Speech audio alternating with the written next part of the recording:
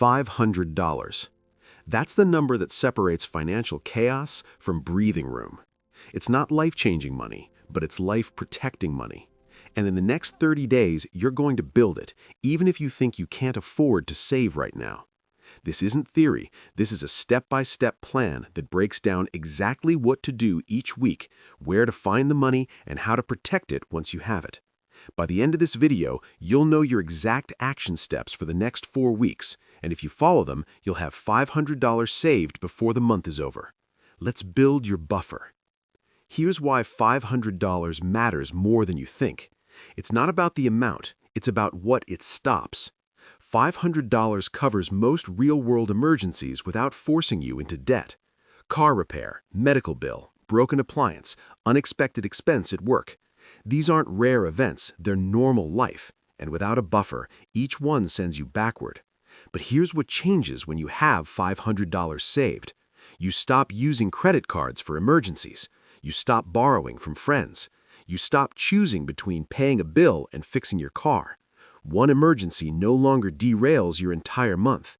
That's not wealth, that's stability. And stability is what lets you actually start building wealth later. So $500 isn't the finish line, it's the foundation, and you're going to build it in 30 days. Here's how the math works. $500 in 30 days is about $17 per day, or $125 per week. That sounds impossible if you're living paycheck to paycheck, but we're not asking you to save that much from your regular income. We're going to find it, cut it, earn it, move it. Week 1 is about finding money you're already spending. Week 2 is about cutting what you don't need. Week 3 is about earning extra through fast action. Week 4 is about protecting what you've built and finishing strong. Each week has a specific focus. Each week has a target, and by the end of week 4, you'll have $500 saved. Not because you make more money, but because you moved money differently. Week 1 is about awareness. You're not making big changes yet. You're finding where money is going that you forgot about. Here's what to do. Day 1. Open your bank account and look at the last 30 days of transactions. Write down every subscription you're paying for. Streaming services, apps, memberships, anything recurring. Most people find at least 3 subscriptions they forgot about or don't use anymore. Cancel them immediately. Sarah did this and found $87 in subscriptions she didn't even remember signing up for. A meditation app she used once, a streaming service she meant to cancel 6 months ago, a premium version of an app she could use for free. Average savings from this, $40 to $60 per month. Day 2, check your eating habits. How many times did you order food in the last 2 weeks? Delivery apps, coffee runs, lunch at work. You're not cutting all of it, but if you spent $100 on food delivery last month, that's $25 per week. Cut it in half this week. Make coffee at home 3 days instead of buying it. Cook dinner twice instead of ordering. Pack lunch once. That's another $20 to $30 this week. Day 3, look for one-time cuts. Do you have a gym membership you're not using? A premium app you can downgrade? A service you can pause for 1 month? Find one thing you can cut or pause just for this 30-day sprint. That's another $15 to $20. By the end of week 1, you should have found $75 to $125. Move it immediately into a separate savings account, not later, right now. This is your emergency fund. It doesn't live in your checking account. Week 2 is about converting stuff into cash. You have things in your home right now that are worth money. You're just not using them. Here's the strategy. Spend 30 minutes looking around your space. Find 10 things you haven't used in 6 months. Clothes that don't fit, books you've already read, old electronics, kitchen gadgets, furniture you replaced but never got rid of. List 5 of them for sale this week. Facebook Marketplace, OfferUp, Craigslist, Poshmark if it's clothing. Price them to sell fast. You're not trying to get top dollar, you're trying to hit $125 in 7 days. Mike did this and made $140 in 4 days. He sold a pair of sneakers he wore twice for $35, an old computer monitor for $50, some textbooks for $25, and a coffee maker he got as a gift but never used for $30. Most people can easily find $100 to $200 worth of unused items in their home. A pair of shoes you don't wear, $20. An old gaming console, $50. A piece of furniture, $40. Books, $10 to $20. The goal is $125 by the end of week 2. Once you make a sale, transfer the money directly to your emergency fund account. Don't let it sit in your main account where you'll spend it. You're now at $250 saved, halfway there. Week 3 is where you bring in new money. You're not starting a business, you're doing high-speed, low-barrier work that pays within days. Here are your options. Pick one. Option 1, gig work. DoorDash, Uber, Instacart, TaskRabbit. 10 hours of gig work this week at $12 to $15 an hour gets you $120 to $150. You don't need to do this forever, just this week. Lisa did 3 Instacart batches over a weekend and made $156. It wasn't glamorous, but it was fast cash that went straight to her emergency fund. Option 2, freelance a skill you already have. Can you write, design, edit, organize, clean? Post on Facebook, Nextdoor, or local groups offering one service.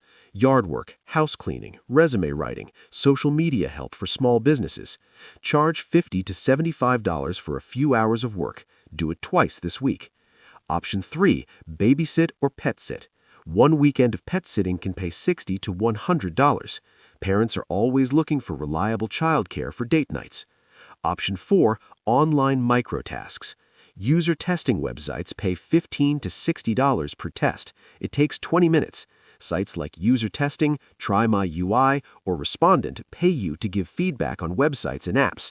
You can also do paid surveys or sign up for focus groups. Not huge money, but $20 to $40 adds up fast when you're in a 30-day sprint.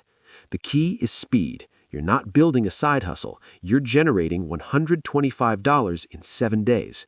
Every dollar you make goes straight to the emergency fund. By the end of week 3, you're at $375. 1 week left. Week 4 is about closing the gap and setting up protection. You need $125 more. Here's how to get it. Combine strategies from the first 3 weeks. Sell 1 more item, do 1 more gig shift, cut 1 more expense. If you're close but not quite there, here are quick boosters. Return something you bought recently but don't need. Even if it's opened, many stores take returns within 30 days. Ask for extra hours at work. 1 extra shift or a few hours of overtime closes the gap. Offer to help a neighbor with something for cash, lawn care, moving help, errands. By day 28, you should be at or near $500. Now protect it. Move the full $500 into a high-yield savings account separate from your checking. Ally, Marcus, Discover, somewhere you can't accidentally spend it. Set up a rule. This money is only for true emergencies, not sales, not wants, emergencies. What counts as an emergency? Medical, car repair, job loss, urgent home repair. What doesn't count? A good deal, a night out, a new phone because yours still works. Write the rule down. Keep it visible. You just built $500 in 30 days. That's not luck, that's a system. Before we close, let's talk about the 3 mistakes that destroy emergency funds. Mistake number 1, spending it on non-emergencies. A sale is not an emergency. A vacation is not an emergency. A new TV because yours still works is not an emergency. If you're tempted, ask yourself, will this cost me more money if I don't handle it right now? If the answer is no, it's not an emergency. Mistake number 2, not replacing the money after you use it. Let's say you use $200 for a real emergency. Great, that's what it's for. But the next month you rebuild that $200. The fund stays at $500. If you don't replace it, you're back to 0 and the cycle starts again. Mistake number 3, keeping it too accessible. If your emergency fund sits in your checking account, you'll spend it. It needs to be in a separate savings account, easy to access if you need it, hard to access on impulse. Avoid these 3 mistakes and your $500 will actually protect you. Here's the truth. Not everyone will hit $125 every single week, and that's okay.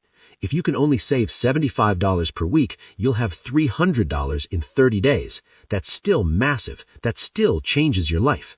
Here's what most people get wrong. They hit $500 and stop. Don't do that. Once you have your buffer, keep the habit going, but shift the intensity. Month 2, keep saving but drop to $50 per week instead of $125. Build towards $1,000 over the next 3 months.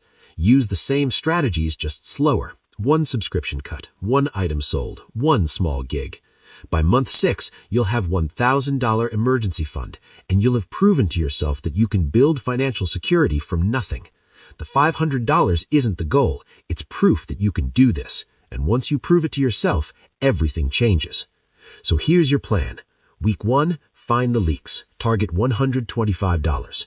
Week 2, sell what you don't use, target $125. Week 3, earn extra fast, target $125. Week 4 is about protecting it and finishing strong. 30 days, $500, financial breathing room. If you're starting this challenge today, comment Day 1 below.